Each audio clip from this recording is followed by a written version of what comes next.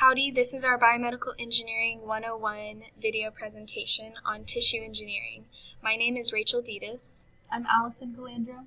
I'm Jessica Brogdon. I'm Maggie Fitzgibbon.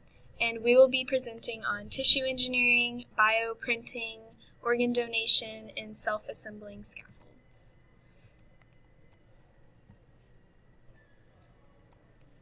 On average, 22 people die every day while waiting for an organ transplant, and that number is unfortunately only going up with the increasing world population.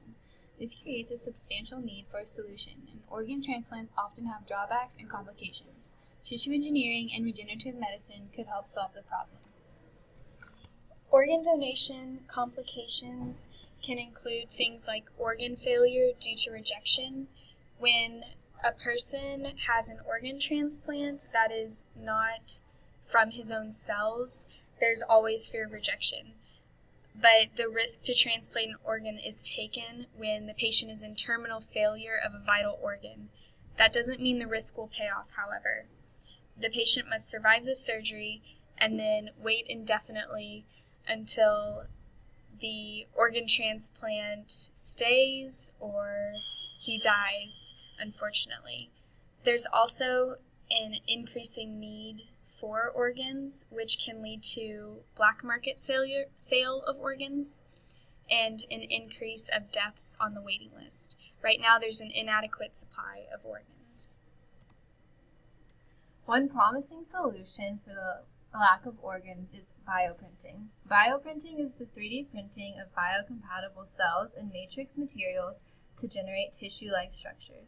The two main types of bioprinting are laser printing and inkjet printing. Bioprinting is more complex than traditional 3D printing in many ways. The materials used are living, so the cell type and sensitivity of the living cells must be considered. The scaffolding techniques used must also be adjusted to support living cells. Current limitations to scaffolding techniques include an adverse host response and interference with direct cell-to-cell interaction. Right now, scaffolding techniques need to be improved. A fully functioning biological scaffold-free approach is necessary in order to complete the compatible biological printed tissues. An example of this is a new approach called vascular reconstruction.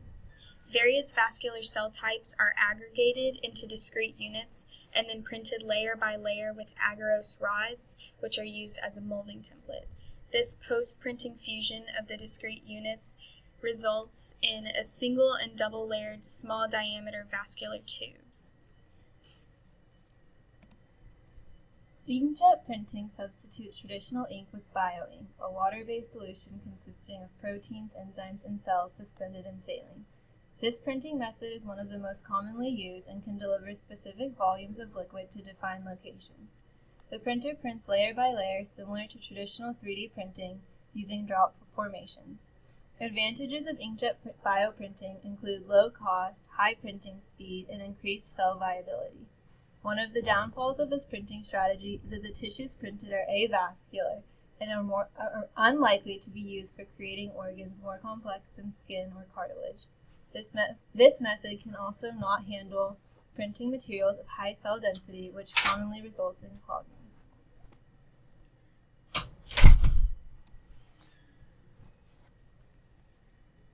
Laser-assisted printing systems apply an aim-and-shoot procedure to produce cells containing droplets via a laser beam. The printing methods using a laser beam provide the highest solution to control the droplets. The laser-guided direct writing method traps the cells in a laser beam using the difference of refractive indices between cells and media.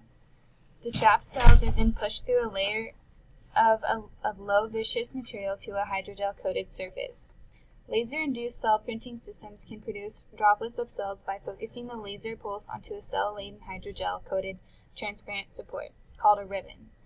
Because of the formation of a laser-induced vapor pocket, the droplet is separated from the ribbon and transferred to the receiving substrate. Therefore, 3D cell printing techniques embody the cells within the extracellular matrix-like materials. Nanofibers constructed through self-assembly rely on intermolecular forces to assemble fibers in vivo from small molecules, peptides, proteins, and nucleic acids. A favorable environment for such self-assembled nanoparticles includes possibility for a high local water concentration and the need for extremely small nanofibers. With regenerative medicine, the goal of creating a structure to support endogenous growth and repair is high. Peptide nanofibers have been used to create a self-assembled scaffold, promoting bone growth in spinal arthrodesis with high success.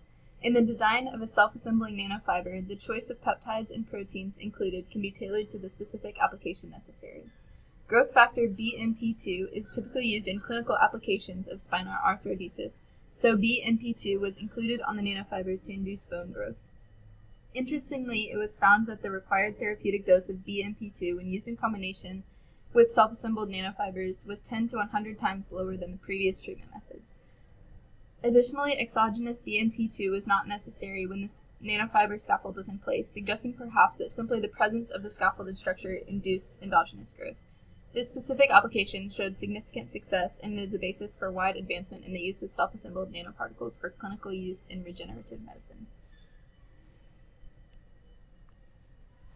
Our goal as biomedical engineers is to save more lives, and replacing organ donation as the method for solving vital organ failure is an important process along the way to saving more lives. With tissue engineering and regenerative medicine, we'll be able to replace organ donation with printing of an organ through the patient's own cells by the use of self-assembled scaffolds, inkjet printing, laser printing, and vascular printing. Thank you. This was Rachel Ditas, Allie Calandro, Jessica Brogdon, Maggie Fitzgibbon. Thanks, and Gigum.